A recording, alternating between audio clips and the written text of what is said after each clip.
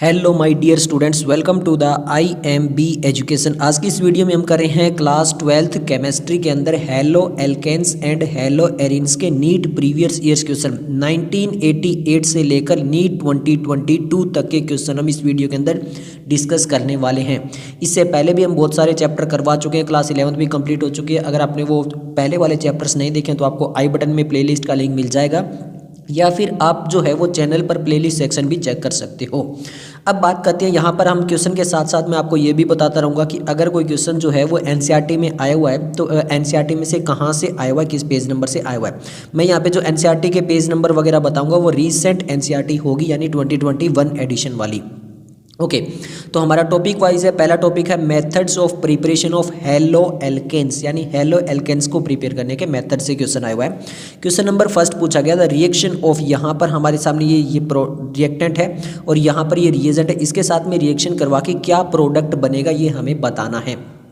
तो सिंपल सा देखिए, यहाँ पर हमारे सामने जो है वो बेंजीन है, इसका मतलब यहाँ पर C6H6 बेंजीन है, उसके साथ में हमारे सामने C और फिर डबल बॉन्ड CH और CH3 इस टाइप से लगे हुए हैं। तो अब हमारे सामने जब इसके साथ में हम HBr की रिएक्शन करवाएंगे तो ये क्या चीज़ आएगी। तो देखिए यहाँ पर ये NCERT का एग्जाम्पल 10.4 है। कौन सा है? एग्जाम्पल 10.4 है और ये पेज नंबर 297 पे मिलेगा इसी चैप्टर के अंदर। अब यहाँ पे देखिए हमें क्या बनाना है, हमें बनाना है मोस्ट स्टेबल कार्बोकेटाइन। अब मोस्ट स्टेबल कार्बोकेटाइन क्या होगा, देखिए यहाँ पर ये हो गई हमारी बेंजीन रिंग, इसके साथ में अगर मैं ये ऐसे लगा दूँ यहाँ पर ये कार्बन हो गया और फिर यहाँ पर डबल बॉन्ड आ रहा था CH3 आ रहा था, तो यहाँ पर अगर मैं लगाऊँ तो ये मोस्ट स्टेबल कार्बोकेटाइन होगा। तो यहाँ पर इसके साथ में जो है वो Br अटैच हो सकता है। तो इस टाइप का सीखते हैं जहाँ पर हमारे सामने जो है वो बेंजीन के साथ में जो है वो लगने वाला जो है, तो यहाँ पे ये देखिए इस बेंजीन पे लगाया गया Br नहीं आएगा, इस बेंजीन पे यहाँ पे लास्ट में Br लगाया ये भी नहीं आएगा, इस बेंजीन के वाले जो फर्स्ट कार्बन था जिसके साथ डबल बॉन्ड था ये मोस्ट स्टेबल कार्बोकेटाइन, तो इसके साथ Br आएगा, बिल्कुल सही है।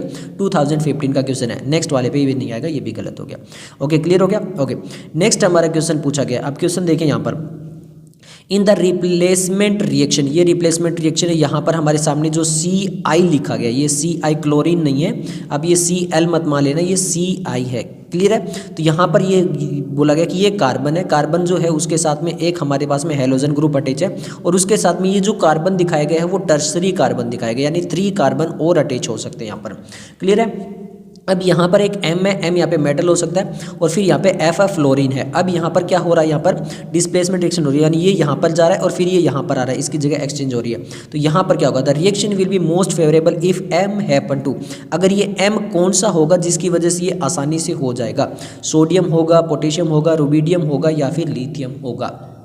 तो सिंपल सा देखिए इसका मतलब क्या है कि हमें यहाँ पर ये जो फ्लोरीन के साथ में जो मेटल है उसको जो है वो बॉन्ड ब्रेक करना है। तो वो बॉन्ड ब्रेक कितना आसानी से बॉन्ड ब्रेक हो जाएगा। तो सबसे पहले तो ये SN1 रिएक्शन है, NCERT के पेज नंबर 300 से लेकर 303 तक एक्सप्लेन किया गया डिटेल में। अब यहाँ पर मेटल के साथ में जो फ्लोरीन है वो तभी ईजिली ब्रेक हो पाएगा अगर यहाँ पे बॉन्ड लेंथ ज़्यादा होगी। अगर बॉन्ड लेंथ ज़्यादा होगी तो इसका मतलब बॉन्ड वीक होगा और ईजिली ब्रेक डाउन कर जाएगा। बॉन्ड लेंथ कब ज़्यादा होगा, जब यहाँ पर साइज जो है वो मेटल का सबसे ज़्यादा होगा। तो लिथियम, सोडियम, पोटेशियम सबसे ज़्यादा साइज बड़ा किसका है, रुबिडियम का है। तो आंसर क्या आ जाएगा इसका, रुबिडियम अगर होगा तो ये इजीली ब्रेक डाउन कर जाएगा बॉन्ड और फिर यहाँ पे ये फ्लोरीन एक्सचेंज हो जाएगा। तो आंसर आ जाएगा क्या, ऑप्शन C। ओके, नेक्स्ट हम क्वेश्चन नंबर 3 देख लेते हैं। क्वेश्चन नंबर 3 हमारे सामने बोला गया when chlorine is pass through the propene, जब प्रोपीन जो है उसके अंदर से क्लोरीन पास की जाए, टेम्परेचर हो हमारे पास में 400 डिग्री सेल्सियस, तो विच of the following is formed, तो इनमें से क्या बनेगा, PVC बनेगा, एलाइल क्लोराइड बनेगा, प्रोपाइल क्लोराइड बनेगा या फिर 1,2 डाइक्लोरोइथेन बनेगा। तो अब प्रोपीन क्या होता है, यहाँ पे 3 कार्बन होंगे, तो ये हो गया हमारे सामने प्रोपीन। अब देखिए सिंपल सा ऐसा समझिए, यहाँ पर टेम्परेचर काफ़ी इंपॉर्टेंट है। अगर 400 डिग्री सेल्सियस टेम्परेचर होता है तो यहाँ पर क्या बनेगा, तब हमारे सामने जो है वो एलाइलिक हैलाइड बनेगा। क्या बनेगा, वो एलाइलिक हैलाइड। और एलाइलिक हैलाइड का मतलब क्या है, यहाँ पे हैलाइड मतलब हेलोजन क्लोरीन बनेगा, क्यों क्लोरीन पास की गई है। तो यहाँ पे एलाइलिक जो क्लोराइड है वो बनेगा अगर 400 डिग्री सेल्सियस टेम्परेचर होता तब।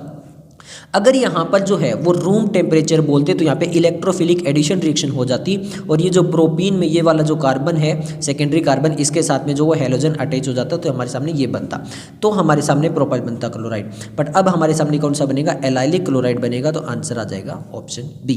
ओके, नेक्स्ट हमारा जो टॉपिक है वो है केमिकल रिएक्शन। क्वेश्चन पूछा गया है क्वेश्चन नंबर 4 नीट 2020 में आ चुका क्वेश्चन है। Elimination reaction of two bromopentane to form pentene, यानी यहाँ पे बोला गया कि 2-ब्रोमोपेंटेन में एलिमिनेशन रिएक्शन होती है और यहाँ पे बनता है पेंटूइन। अब आपको पता है ये मेजर प्रोडक्ट है, तो इसमें क्या होता है, बीटा एलिमिनेशन रिएक्शन होती है, जेटसेव रूल फॉलो करता है, डीहाइड्रोहेलोजिनेशन रिएक्शन होती है या फिर डीहाइड्रेशन रिएक्शन होती है। हमें इनमें से 3 बताने कि इनमें से 3 कौन से होते हैं। अब आपको बता दूं एनसीईआरटी के पेज नंबर 309 एंड 310 पे डायरेक्टली मेंशन है, पूरा का पूरा जो पैरा है वो कॉपी पेस्ट करके यहाँ पे क्वेश्चन पूछा गया है। अब यहाँ पे क्या होगा, देखिए यहाँ पे जो रिएक्शन होती है इसमें ये मेजर प्रोडक्ट बनता है, यहाँ पे बीटा एलिमिनेशन रिएक्शन होती है, बिल्कुल सही है। जेटसेव रूल को भी फॉलो करता है, ये भी सही है। और ये डीहाइड्रोहेलोजिनेशन है, डिहाइड्रेशन रिएक्शन ये नहीं है। तो यहाँ पर ABC जो है वो बिल्कुल सही है, आंसर आ जाएगा ऑप्शन ए। फिर बता रहा हूँ डायरेक्टली एनसीईआरटी से लिया गया, एनसीईआरटी का पेज नंबर 309 310 पे आप देख लेना। ओके, नेक्स्ट हम जो है वो देख लेते हैं। नेक्स्ट हमारा क्वेश्चन नंबर है 5th। अब 5th में क्या पूछा गया, देखिए the hydrolysis reaction that take place at the slowest rate among the following. अब यहाँ पर हमारे बताना है कि कौन सी हाइड्रोलाइसिस रिएक्शन जो है वो सबसे स्लो होगी, सबसे स्लो बतानी है। अब देख लेते हैं भैया, सबसे पहले यहाँ पर इसमें रिएक्शन में देखते हैं यहाँ पर हो क्या रहा है। तो ये जो क्लोरीन है इसकी जगह यहाँ पर ये जो है वो NaOH में ये ONa जो है वो आ रहा है। ओके, यहाँ पर क्या हो रहा है, सेम ऐसा यहाँ पर हो रहा है। यहाँ पर भी जो क्लोरीन है उसको सब्स्टिट्यूट करके नेक्स्ट वाला किया जा रहा है, OH यहाँ पे ऐड किया जा रहा है। इसी टाइप से यहाँ पर भी जो Cl है उसको ब्रेक डाउन करके OH यहाँ पे लाया जा रहा है। और इस टाइप से हमारे सामने सेम ये वाला चीज़ है और यहाँ पर भी ऐसा हो रहा है। इसका मतलब यहाँ पे क्या सब्स्टिट्यूशन रिएक्शन है। क्या है ये, सब्स्टिट्यूशन रिएक्शन। अब सब्स्टिट्यूशन रिएक्शन में हमें बताना है कि सबसे स्लो स्टेप कहाँ पर होगा। तो देखिए ये एनसीईआरटी के पेज नंबर 311 और 312 पे आपको मिल जाएगी।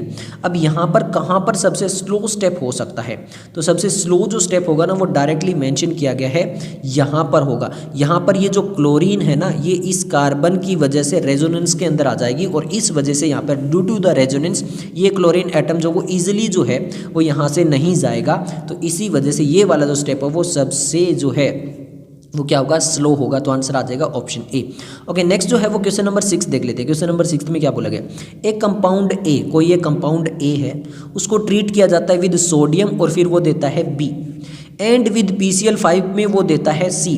तो बी एंड सी दोनों को रिएक्ट करवाते हैं, हम बनाते हैं डाई इथाइल ईथर। ABC बताना है ऑर्डर में। अब देखिए सिंपल है, कोई ए कंपाउंड है उसमें सोडियम मिला देते हैं तो मिलता है बी। अब बी में PCl5 के साथ जब रिएक्शन करवाते हैं तो मिलता है सी, और बी और सी दोनों को कंबाइन करते हैं तो हमें मिलता है डाई इथाइल ईथर। क्या मिलता है, डाई इथाइल ईथर।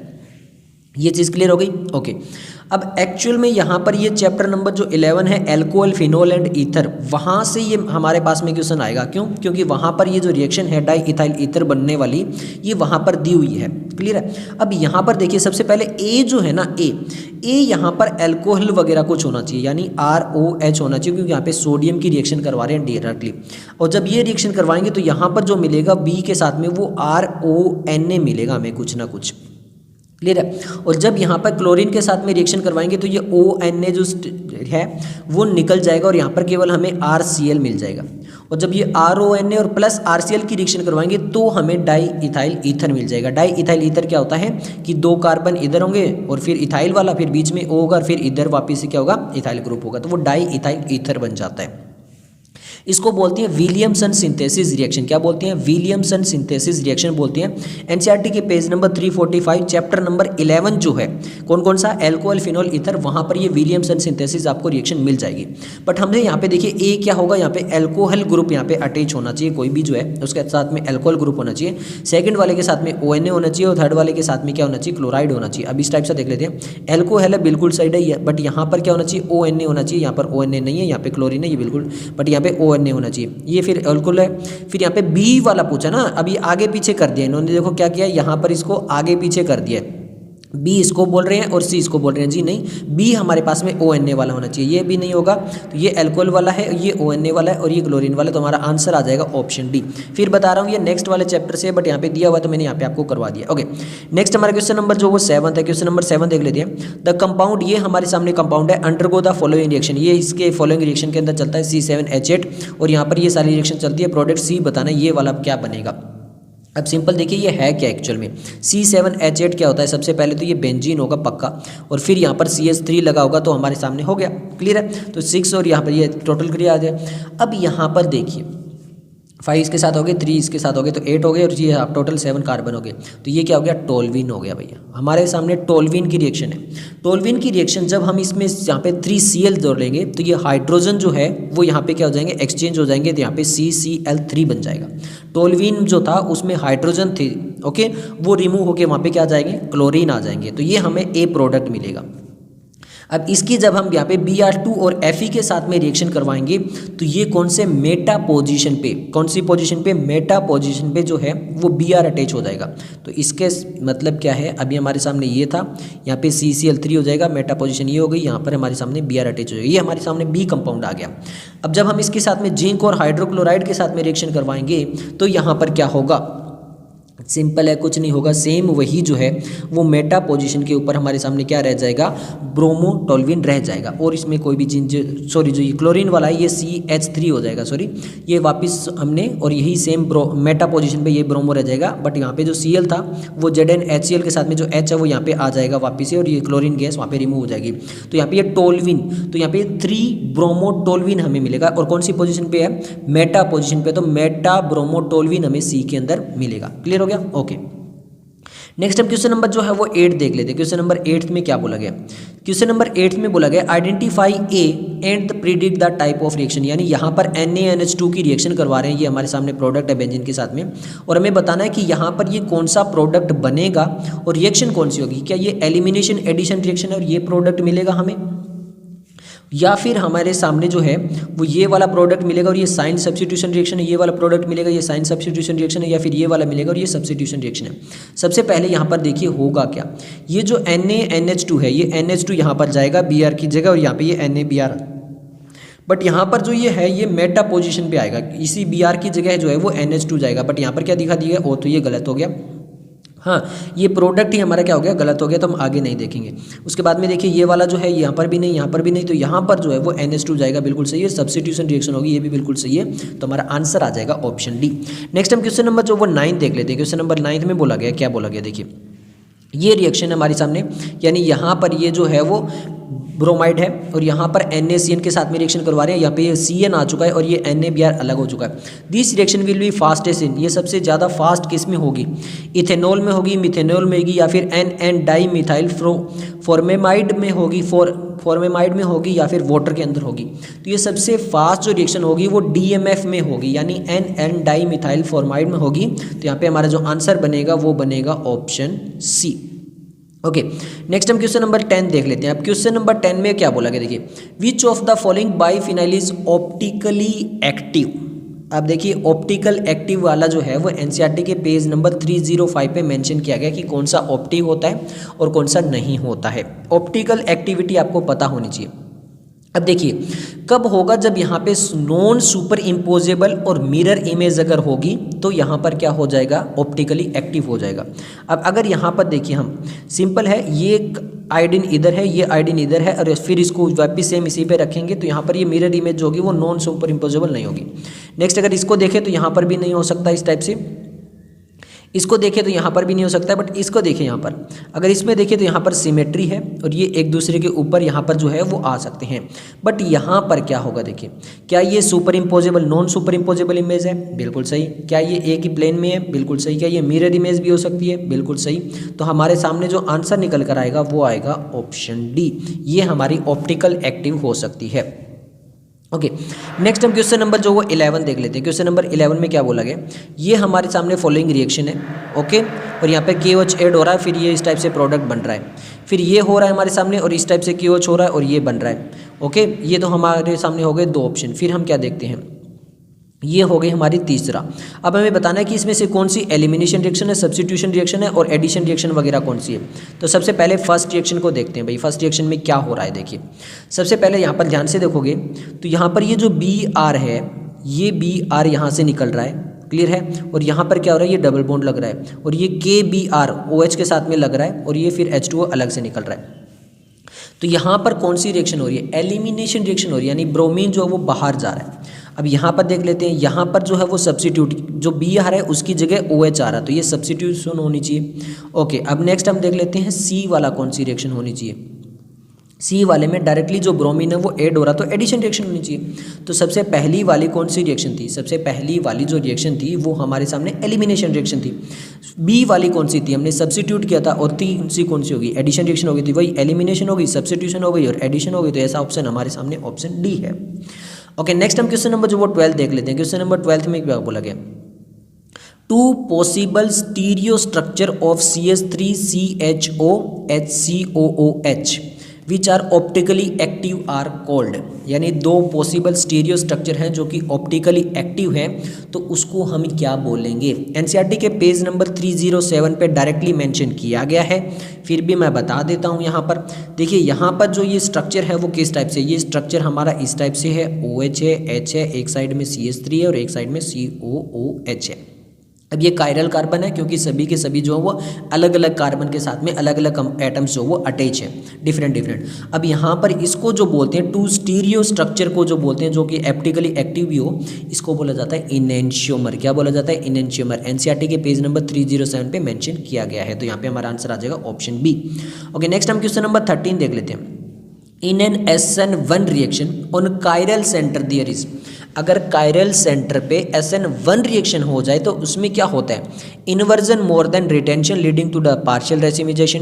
100% रिटेंशन होता है, इन्वर्जन होता है, रेसिमाइजेशन होता है, क्या कुछ होता है।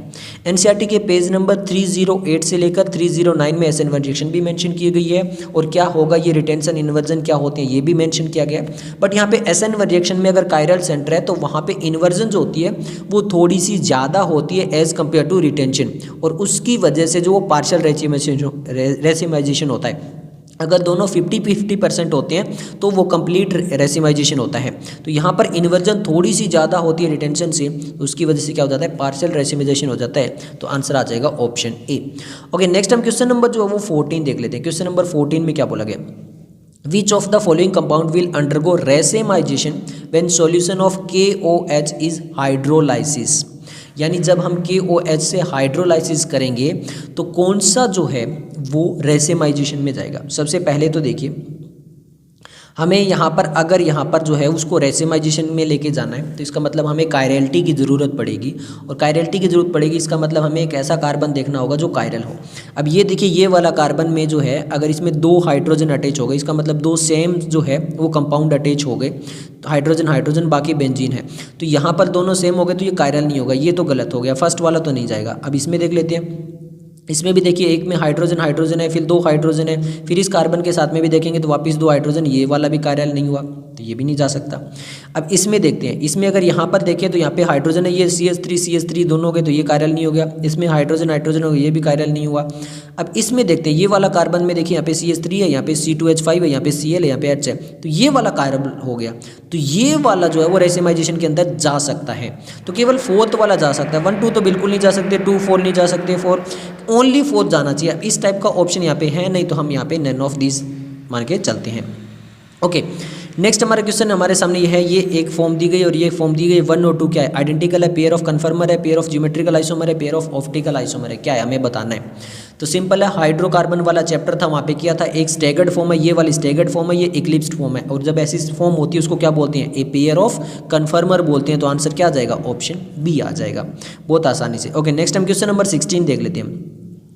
Which of the following acid does not exhibit optical isomerism? अब कौन सा ऐसा है जो ऑप्टिकल आइसोमेरिज्म को शो नहीं करेगा। Malic acid, alpha amino acid, lactic acid, tartaric acid. वैसे तो आपको पता ही है बायोमोलिक्यूल चैप्टर में दिए हुए हैं, बट यहाँ पर इसका स्ट्रक्चर की बात करें तो यहाँ पे जो मैलिक एसिड होता है वो कार्बन COOH, यहाँ पे COOH, फिर यहाँ पे H, यहाँ पर H, और ये डबल बॉन्ड इस टाइप से होता है।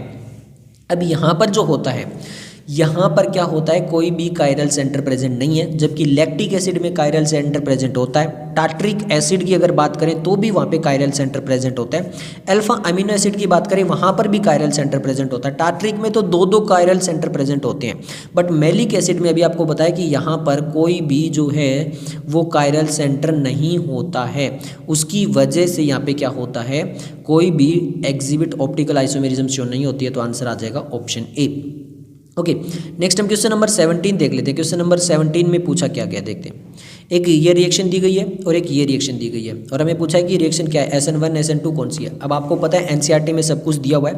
अब आपको खास बात बता देता हूँ भाई, सेम ऐसा एग्जाम्पल है 10.6 एंड 10.7, 10.6 एंड 10.7 सेम ऐसा एग्जाम्पल है, याद रख लेना। ओके, अब देखिए C2H5OH क्या है, एक वीक न्यूक्लियोफाइल है, और जबकि C2H5O माइनस क्या है, एक स्ट्रॉन्ग न्यूक्लियोफाइल है। ये चीज़ क्लियर होगी। ओके, अब देखिए सबसे पहले अगर ये Br की बात करें तो इसका मतलब इस कार्बन के साथ में अटैच है, ये Br भी इसके साथ में अटैच है। अगर यहाँ पर अटैच होता तो सेकेंडरी या फिर सॉरी टर्सरी कार्बन जो होता था वो अटैच हो सकता था, बट यहाँ पे दोनों के अंदर क्या है, प्राइमरी कार्बन है। प्राइमरी कार्बन पे जो है वो ब्रोमाइड है और वो एक्सचेंज हो रहा है यहाँ पर OH के साथ में।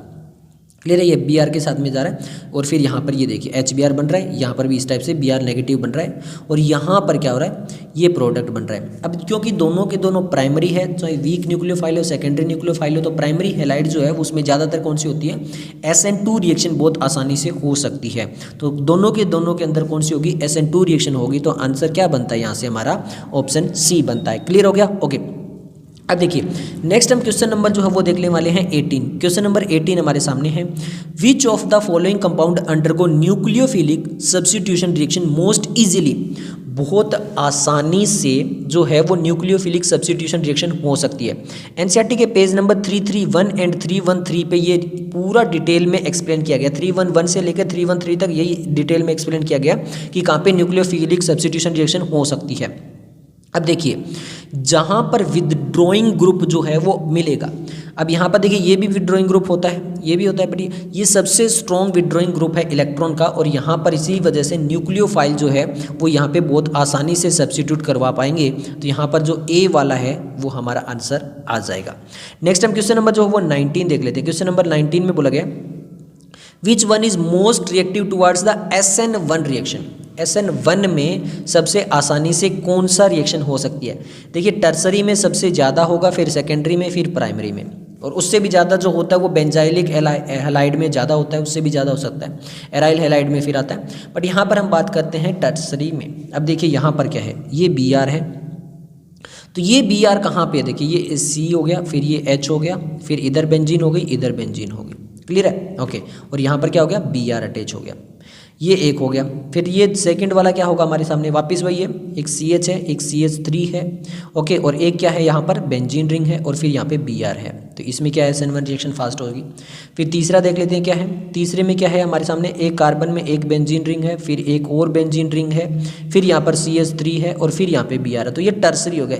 अगर फर्स्ट वाले का कंपेयर करें तो इसमें सबसे ज़्यादा होनी चाहिए फास्ट, और ये तो हमारा प्राइमरी कार्बन दिखाई दे रहा है, तो सबसे फास्ट जो होगी वो इसी के अंदर होगी, टर्सरी कार्बन वाले के अंदर। तो आंसर आ गया ऑप्शन सी। ओके, नेक्स्ट हम क्वेश्चन नंबर 20 देख लेते हैं। क्वेश्चन नंबर 20 हमारे सामने है, देखिए the correct order of increasing reactivity. अब इनमें सबसे ज़्यादा रिएक्टिव कौन होगा ये हमें बताना है, किसमें, CX bond towards nucleophile in the compound. अब COX में न्यूक्लियोफाइल के अकॉर्डिंग सबसे फास्ट कौन सा होगा।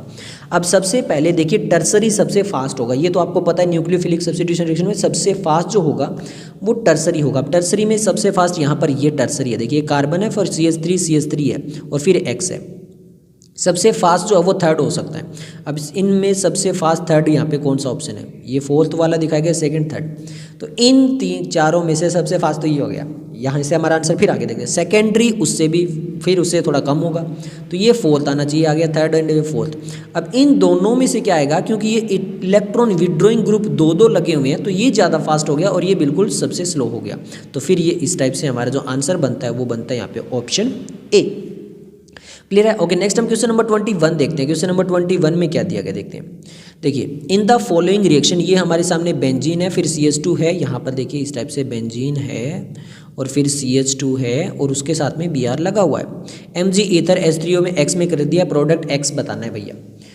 अब यहाँ पर देखिए ये इनटेक्स्ट क्वेश्चन है 10.9, जो 10.9 इनटेक्स्ट NCERT में जो क्वेश्चन है। अब आप पूछोगे पेज नंबर कौन सा है, तो वो 316 है। ये सेम यही क्वेश्चन है। अब यहाँ पे ग्रिग्नार्ड रिएजेंट वगैरह जो होते हैं वो आ जाता है, फिर रिएक्शन विद मेटल वगैरह आएगा। अब देखिए यहाँ पर क्या होगा, सिंपल देखिए, क्योंकि यहाँ पे मेटल है, Mgr है, तो इसका मतलब ग्रिग्नार्ड रिएजेंट तो आना ही आना है।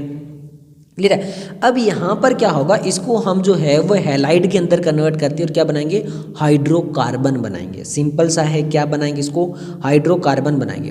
तो देखिए अगर यहाँ पर इसको निकाल कर और फिर हम ये निकालेंगे और ये जो Br है वो आगे चला जाएगा, तो यहाँ पर जो हमारे सामने निकल कर आएगा वो हाइड्रोकार्बन होना चाहिए। अब ये हमारे सामने इधर है, ये अल्कोहल आ गया हमारे सामने और फिर यहाँ पर ये डबल बेंजीन रिंग आ गई, बट ये इसमें जब रिएक्शन करवाएंगे तो हमारे सामने सिंपल बेंजीन और CH3 आ जाएगा, ये Br जो है वो चला जाएगा यहाँ पर और इसकी जगह क्या आ जाएगा, ये जो HO3 में से एक हाइड्रोजन यहाँ पर आ जाएगा। तो सिंपल है, ये एक हमारा क्या बन जाएगा, टोल्यूइन बन जाएगा। फिर बता रहा हूँ NCERT में दिया हुआ है, इन टेक्स्ट क्वेश्चन है 10.9 है, तो वहाँ पर आप देख भी सकते हो, यही बनेगा क्या, टोल्यूइन बनता है। क्लियर है, तो आंसर आ जाएगा ऑप्शन सी। नेक्स्ट हम क्वेश्चन नंबर जो 22 देखते हैं। क्वेश्चन नंबर 22 हमारे सामने है। Okay, which of the following reaction is example of nucleophilic substitution reaction. Nucleophilic substitution का मतलब है दो न्यूक्लियोफाइल होना चाहिए और एक दूसरे को सब्स्टिट्यूट करने चाहिए। तो इस टाइप का देख लेते हैं। यहाँ पर RX है, फिर ये RR बन गया है और ये NaX निकल गया है। तो इसका मतलब ये X तो यहाँ पे निकला गया, सब्स्टिट्यूट कहाँ हुआ है, इसकी जगह कुछ आया नहीं है। फिर ये देख लेते हैं, यहाँ पे हाइड्रोजन आ गया, पर हाइड्रोजन जो वो न्यूक्लियोफाइल होता है, नहीं ये तो नहीं होगा।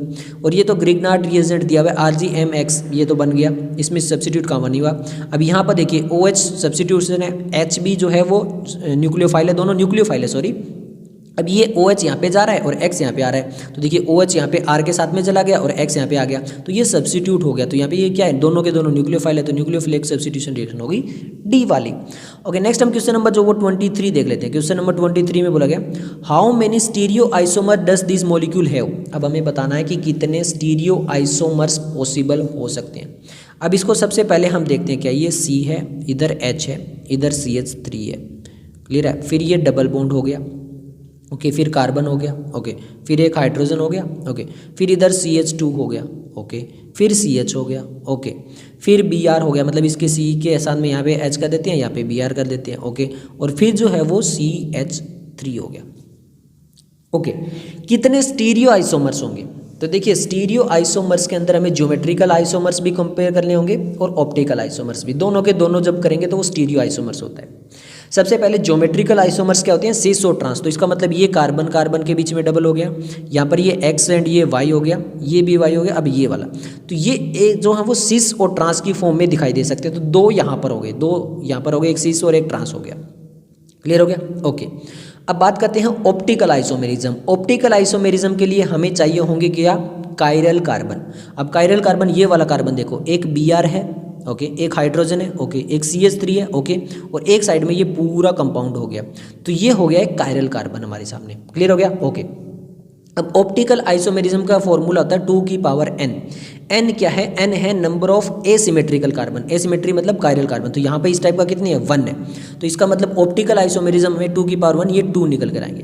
तो 2 जो है वो ऑप्टिकल आइसोमेरिज्म हो गए, 2 जो है वो सिस एंड ट्रांस वाले ज्योमेट्रिकल हो गए। तो टोटल कितने हो गए, 4 हो गए। तो हमारे सामने 8 2 6 4 कितने हो गए, 4 हो गए। तो आंसर आ जाएगा ऑप्शन सी। नेक्स्ट हम क्वेश्चन नंबर जो 24 देख लेते हैं। क्वेश्चन नंबर 24 में क्या बोला गया, SN2 सब्स्टिट्यूशन रिएक्शन हो रही है भैया, सब्स्टिट्यूशन रिएक्शन हो रही है, समझ में आ रहा है, मतलब Cl इधर जा रहा है, Br वापस आ रहा है, DM आपके सामने। विच of the following is the highest relative rate. सबसे हाईएस्ट किसमें होगा, SN2 पूछा है, SN2 रिएक्शन हो रही है, सबसे हाईएस्ट रिलेटिव रेट पूछा है।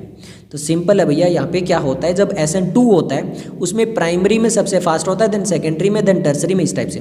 तो सबसे फास्ट यहाँ पे किस में होता है, प्राइमरी में होता है भैया। तो ये प्राइमरी वाला कौन सा हो गया, ये हो गया। तो आंसर आ गया कौन सा, ऑप्शन बी, क्योंकि SN2 पूछा है तो सबसे कम स्टेरिक हिंड्रेंस और सबसे कम होगा। अच्छा सॉरी, प्राइमरी तो ये भी है भाई और प्राइमरी तो ये भी है। अब यहाँ पर स्टेरिक हिंड्रेंस की बात आती है। स्टेरिक हिंड्रेंस इसमें देखिए 1 2 3 4 कार्बन का, यहाँ पे 1 2 3 कार्बन का, यहाँ पे केवल और केवल 1 कार्बन का। तो ये जो है वो आसानी से 2 कार्बन 3 कार्बन, तो ये वाला जो है इसमें सबसे कम स्टेरिक हिंड्रेंस है, तो इसकी वजह से भी जो है वो मोस्ट इजिली ये वाला होगा। सॉरी, क्लियर हो गया अब आपको, ओके। नेक्स्ट हम क्वेश्चन नंबर 25 देख लेते हैं। क्वेश्चन नंबर 25 है, if there is a no rotation of plane polarised light by a compound in a specific solvent तो to be a chiral it may mean that. मान लेते हैं यहाँ पर देखिए क्या है, एक कायरल कार्बन है और यहाँ पर क्या हो रहा है, जो यहाँ पे रोटेशन नहीं हो रही है किसकी, जो प्लेन पोलराइज्ड लाइट है उसकी।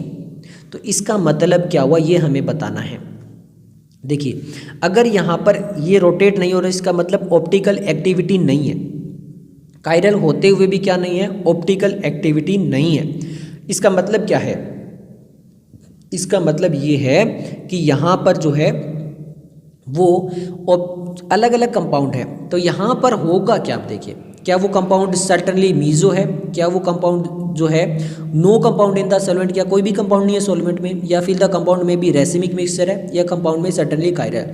देखिए कायरल तो इन्होंने बता दिया है कि कायरल जो है सर्टनली, रेसिमिक मिक्सचर अगर वो ऑप्टिकल एक्टिव होता, अब ये ऑप्टिकल एक्टिव तो है ही नहीं, इन्होंने क्या बोला कि प्लेन पोलराइज में राइट रोटेशन नहीं हो रही, तो इसका मतलब वो ऑप्टिकल एक्टिव नहीं है। नो कंपाउंड सॉल्वेंट, ऐसा तो नहीं हो सकता कि कोई भी कंपाउंड ना हो सॉल्वेंट में।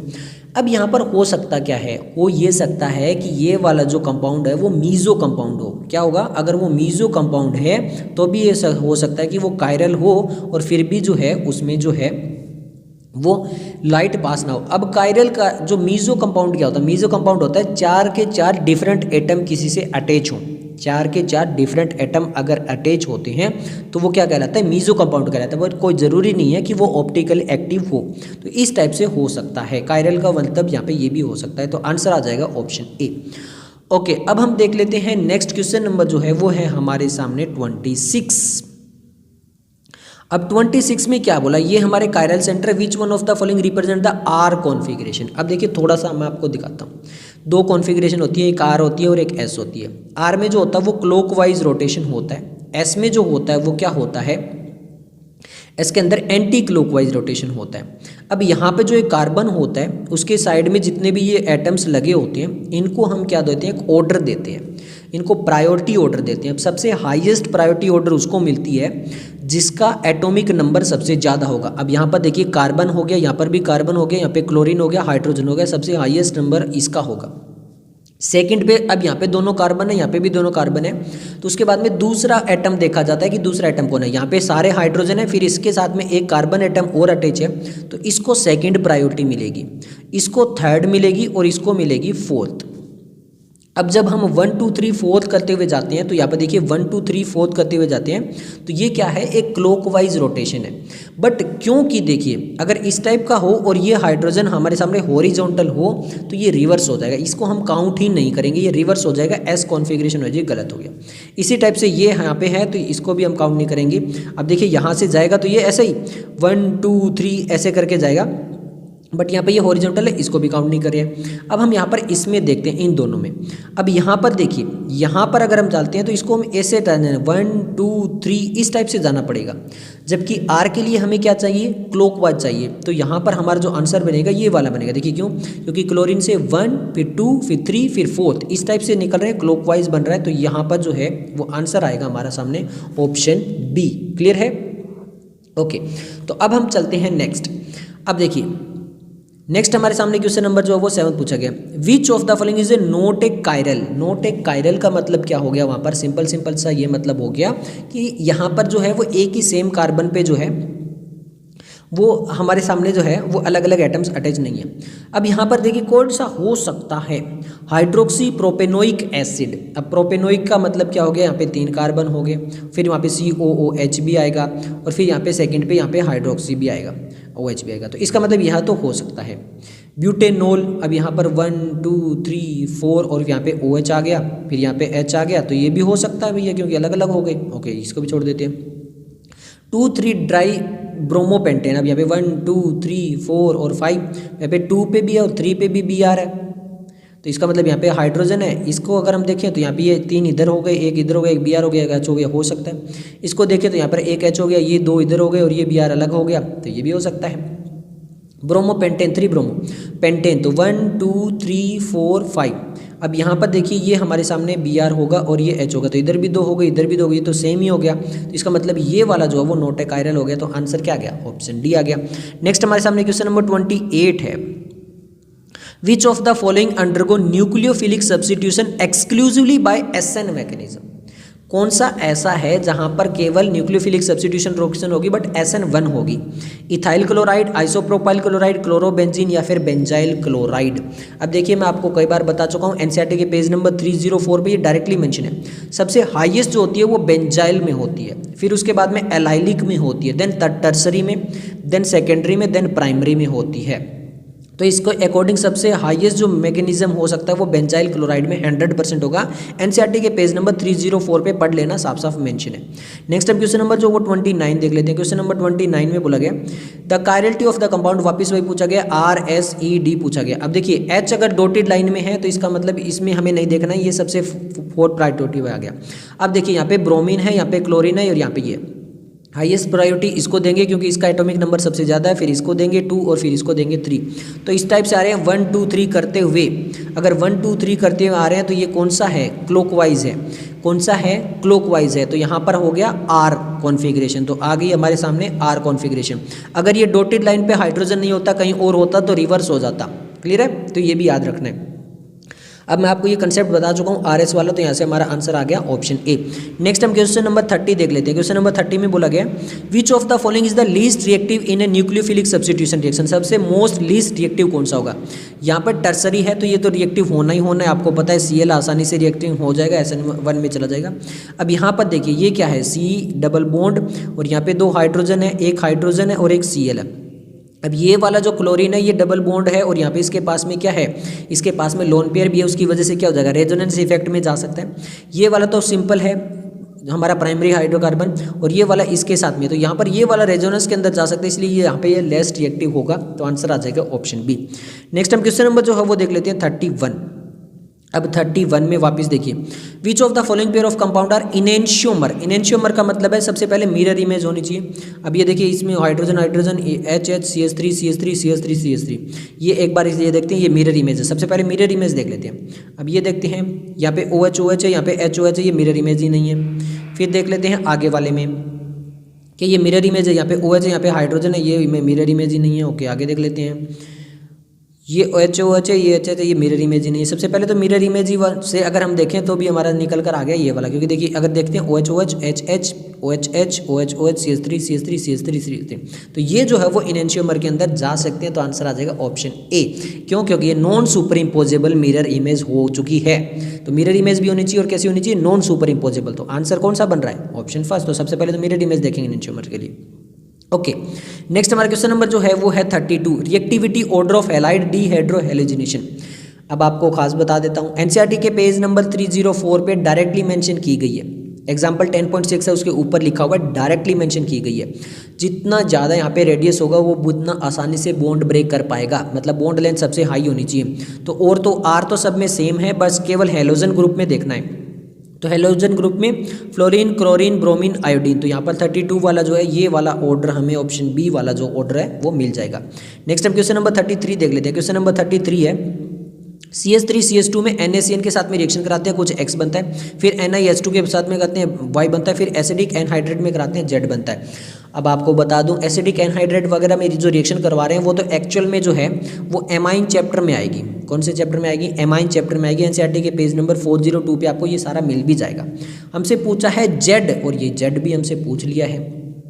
देखिए सबसे पहले जब इसके साथ में रिएक्शन करवाएंगे तो ये Cl यहाँ से चला जाएगा और इसके साथ में Cn क्या एक न्यूक्लियोफाइल है तो वो Cn यहाँ पर आ जाएगा, ये चीज़ होगी। X में यहाँ पर ये बस है, Cl की जगह Cn आ जाएगा। फिर जब हम इसकी रिएक्शन करवाएंगे तो यहाँ पर क्या होगा, ये हमारे सामने CH3 CH2 CH2 NH2 आएगा और फिर उसकी जब हम रिएक्शन करवाएंगे एसिडिक एनहाइड्राइड में तो यहाँ पे Z हमें क्या मिलेगा, Z हमें देखते हैं क्या मिलेगा, CH3 CH2 CH2 NHCO CH3 मिलेगा, या फिर हमारे सामने ये वाला मिलेगा CO NH2 मिलेगा, या फिर CH3 CH2 CH2 CONH CH3 मिलेगा। तो यहाँ पर देखिए बस इनमें इतना ही चेंज है कि पहले CO आ रहा है फिर NH आ रहा है और कोई चेंज नहीं, देखिए कार्बन सेम है। यहाँ पर CH3 CONH फिर वापस CO मिलेगा या इस टाइप से मिलेगा। तो देखिए हमें जो मिलेगा वो यहाँ पर NHCO CH3 ये वाला मिलेगा, तो आंसर आ जाएगा ऑप्शन फर्स्ट। ओके, नेक्स्ट हम क्वेश्चन नंबर जो वो 34 देख लेते हैं। क्वेश्चन नंबर 34 में आ चुके हैं भाई, ये हमारे सामने है। ये हमारे सामने दिया गया है compound is obtained by the chlorination of N butane will be. अब वहाँ पे बोला गया कि ये नॉर्मल ब्यूटेन है, यहाँ पे क्लोरीनेशन करवा रहे हैं तो क्या मिलेगा, मीजो फॉर्म मिलेगा, रेसिमिक मिक्सचर मिलेगा, डी फॉर्म मिलेगा, एन फॉर्म मिलेगा। अब सबसे पहले देख लेते हैं। देखिए ये कायरल सेंटर है, क्योंकि देखिए एक हाइड्रोजन है, एक क्लोरीन हो गया, इधर केवल CH3 है और इधर देखें तो C2H5 है, तो मतलब अलग अलग हो गए, पहले तो कायरल हो गया। ओके, अब यहाँ पे क्लोरीनेशन अगर होगा तो नॉर्मल ब्यूटेन का, तो यहाँ पर बनेगा क्या, D फॉर्म बनेगी, L फॉर्म बनेगी, कायरलिटी आ चुकी है, तो सिंपल है, क्या बनेगा, रेसिमिक मिक्सचर मिलेगा। क्या बनेगा, रेसिमिक मिक्सचर मिलेगा। 294 295 इसी चैप्टर के अंदर आपको मिल भी जाएगा, तो रेसिमिक मिक्सचर मिलेगा, तो आंसर आ गया ऑप्शन बी। ओके, नेक्स्ट हमारे सामने अब जो है वो क्वेश्चन नंबर 35 है, सॉरी 35 में देखिए, 35 में क्या लिखा गया, एक ऑर्गेनिक कंपाउंड है ए, अब इसका फॉर्मूला दे दिया, ये हमारे सामने C4H9Cl दे दिया, on reaction with the sodium di ethyl ether के साथ में रिएक्शन करता है, फिर एक हाइड्रोकार्बन बनाता है, विच है मोनोक्लोरिनेशन, उसके साथ में उसमें क्या होता है, मोनोक्लोरेशन हो सकता है, ओनली वन क्लोरो डेरिवेटिव, यानी केवल एक क्लोरीन जो है वो वहाँ पर अटैच हो सकता है, तो ऐसा कौन सा हाइड्रोकार्बन यहाँ पे बन सकता है। ओके, सबसे पहले हमें सामने कार्बन जो है वो 4 होने चाहिए, 1 2 3 4 हो गया। ओके, यहाँ पे CH3 जोड़ दूँ, यहाँ पे CH3 जोड़ दूँ, यहाँ पे CH3 जोड़ दूँ, 3 3 6 3 9, तो ये हो गया हमारे पास में 9, तो ये C4 हो गए, ये 9 हो गए और एक क्लोरीन हो गया, इसका मतलब ये हमारे सामने ये वाला कंपाउंड दिया गया है, ये तो क्लियर हो गया आपको। ओके, यानी टर्सरी यहाँ पे हाईलाइट दिया गया। अब इसकी रिएक्शन किसके साथ में करवा रहे हैं, सोडियम डाई इथाइल ईथर के साथ में करवा रहे हैं। अब हाइड्रोकार्बन के अंदर ये वाली जो रिएक्शन है वो होगी। अब आप समझिए, जब ये वाली रिएक्शन होगी तो ये कौन सी होगी, एंटी मार्कोनिक्स रूल में हाइयर एल्कीन देती है, क्लियर है, कौन सी है, मार्कोनिक्स रूल लगता है, एंटी मार्कोनी रूल, और यहाँ पे even number of carbon atoms धरते हैं। अब इससे होता क्या है, देखिए ये सेम ऐसा ही सेम इस टाइप से इधर जुड़ जाएगा, तो यहाँ पर क्या होगा, CH3 और फिर ये कार्बन के साथ में CH3 और CH3, इस टाइप से ये रिएक्शन हमारे सामने होगी। Sodium diethyl ether hydrocarbon chapter number 13 में करवाया इस टाइप से। अब यहाँ पर केवल एक ही क्लोरीन जो है वो मोनोक्लोरिनेशन दे सकता है, मतलब एक हाइड्रोजन जाएगा उसकी जगह Cl आ जाएगा, तो ये वाला हमें होगा। तो इसमें हमारे सामने क्या है, टर्सरी ब्यूटाइल था, तो क्या था ये, टर्सरी ब्यूटाइल क्लोराइड था। देखिए CH3 और ये Cl, तो ये हमारे सामने टर्सरी ब्यूटाइल क्लोराइड था, तो आंसर आ जाएगा ऑप्शन ए। तो ये ए वाला क्या है, अभी बता दिया, स्ट्रक्चर हमारा बन रहा था कौन सा, टर्सरी ब्यूटाइल क्लोराइड, यही तो पूछा था हमसे, तो आंसर आ गया ऑप्शन ए। नेक्स्ट हमारे सामने क्वेश्चन नंबर जो वो 36 है, क्वेश्चन नंबर 36 में बोला गया एक कंपाउंड ऑफ मोलिकुलर फॉर्मूला, ये फॉर्मूला दे दिया, show optical isomerism compound will be C7H16 है भैया, क्या है, C7H16 है। अब देखिए यहाँ पर हमारे सामने ऑप्टिकल आइसोमेरिज्म शो करना चाहिए, तो देखिए यहाँ पर हम जो है वो बेंजीन नहीं ले सकते, क्योंकि देखिए अगर यहाँ पर C6H6 लेते हैं तो बहुत सारे हाइड्रोजन बच जाते हैं, 10 हाइड्रोजन बन जाते हैं, जो कि पॉसिबल नहीं है, इसका मतलब बेंजीन तो नहीं है, क्लियर है। ओके, अब यहाँ पे होगा क्या ये देखना है हमें। अब ये देखिए ऑप्टिकल आइसोमेरिज्म शो करवा रहा है, इसका मतलब हमें कायरल सेंटर देना पड़ेगा यहाँ पे। तो यहाँ पर देखिए, अगर मैं यहाँ पर CH3 हो गया, ओके, फिर कार्बन में एक और CH3, क्लियर है, फिर CH2 और फिर CH3 दे देता हूँ, तो यहाँ पर एक हाइड्रोजन हो गया, एक CH3 इधर हो गया, 3 कार्बन इधर हो गए, 2 कार्बन इधर हो गए, तो ये कायरल सेंटर बन रहा है। क्या 7 कार्बन है, 1 2 3 4 5 6 7 कार्बन है, 16 है, 3 2 5 और 3 कितने हो गए, 8 और 6 14 हो गए, 14 और एक ये हो गया 15 और ये 16, तो ये हमारे सामने 16 जो है, क्योंकि देखिए इस हाइड्रोजन भी तो होगा इसके पास में, तो ये 16 हाइड्रोजन हो गए, तो बिल्कुल सही है, ये बन सकता है, और यहाँ पे ये कायरल सेंटर हो सकता है। अब इसमें नाम क्या देंगे, देखिए 1 2 3 4 5, टोटल 5 हमारे सामने होगा, तो इसका मतलब पेंटन हो सकता है, और 1 और 2 3 डाइमिथाइल पेंटेन हो सकता है, तो ये 2 3 डाइमिथाइल पेंटेन हो सकता है, तो आंसर आ जाएगा ऑप्शन ए।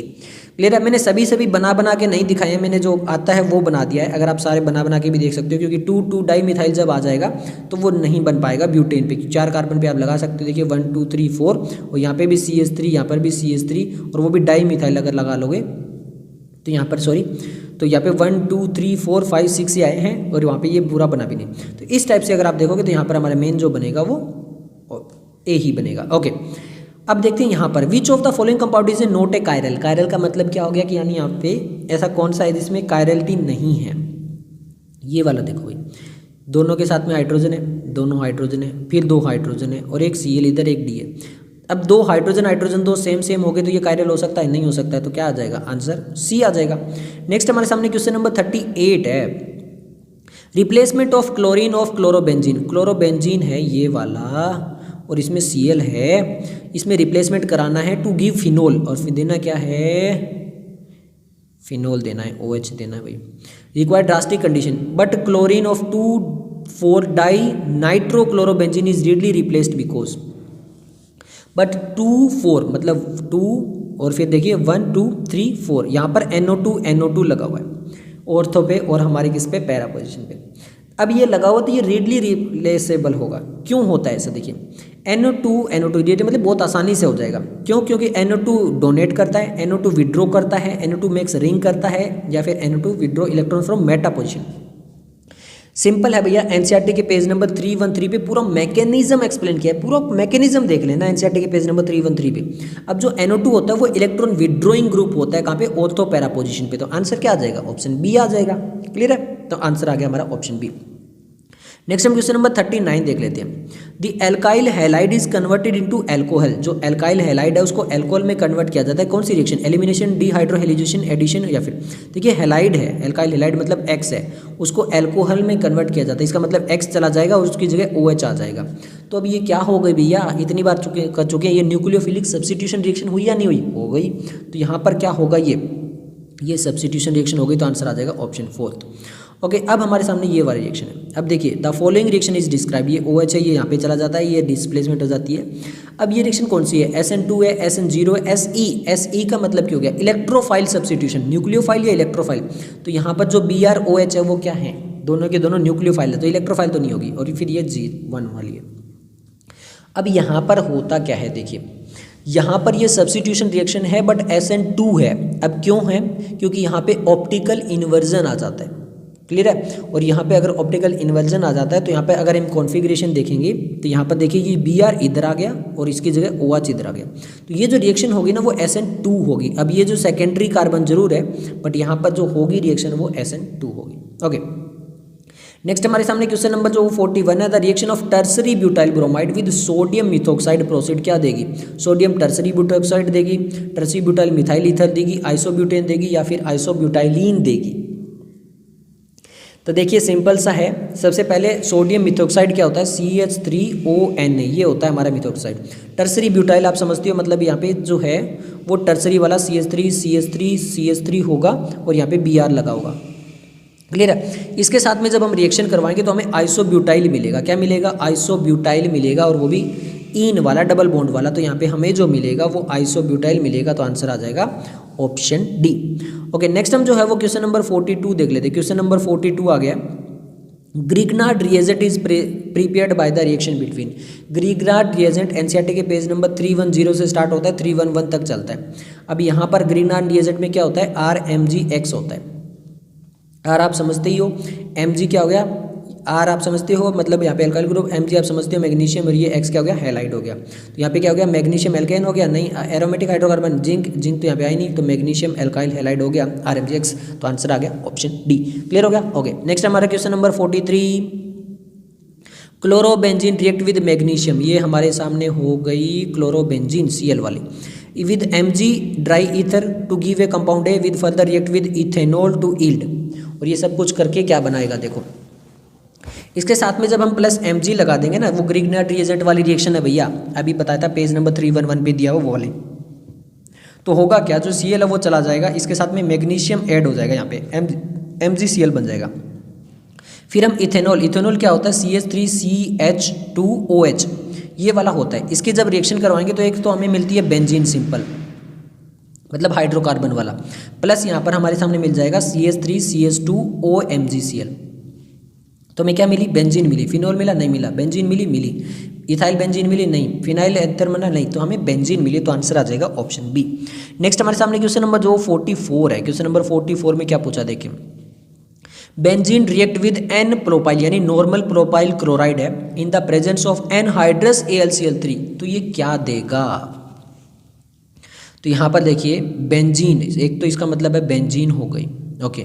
रिएक्ट विद यहाँ पे किसके साथ में, प्रोपाइल का मतलब 3 कार्बन तो हो गए, एक तो CH3 हो गया, फिर CH2 हो गया, फिर CH2 हो गया, फिर Cl हो गया। इन the presence of anhydride Cl, इसके साथ में रिएक्शन करवा रही है। ये फ्रीडल क्राफ्ट रिएक्शन हो गई, आपको पता होनी चाहिए, एनसीईआरटी के पेज नंबर 315 पे मिल जाएगी आपको दी हुई। फ्रीडल क्राफ्ट रिएक्शन होगी।